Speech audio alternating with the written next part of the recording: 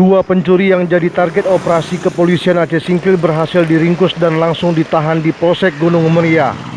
Variadi 29 tahun wira swasta warga desa Laibutar Kecamatan Gunung Meriah dan Hamdani Manik alias Dani bin Bujung Adil Manik 27 tahun tenaga kontrak desa Rimu Kecamatan Gunung Meriah sudah lama jadi target operasi.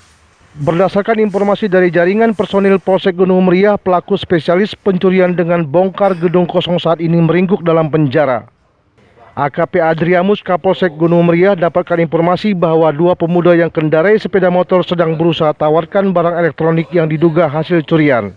Berdasarkan informasi tersebut, 6 personil gabungan tim Opsnal Polres bersama personil Polsek Gunung Meriah segera lakukan pengembangan info dan pengintaian. Dua pemuda tersebut akhirnya berhasil ditangkap di desa Laibutar Kecamatan Gunung Meriah. Dua unit monitor LCD komputer yang mereka curi di SMP Negeri 1 Gunung Meriah beberapa hari yang lalu langsung diamankan tim operasi. Kepada salah satu tersangka, mereka mengakui bahwasanya barang yang dibawa tersebut adalah barang hasil curian. Hamdani alias Dani pada saat tanggal 5 Mei 2017 beliau ada melakukan pembongkaran terhadap kantor UPTB BPB Kecamatan Gunung Meriah.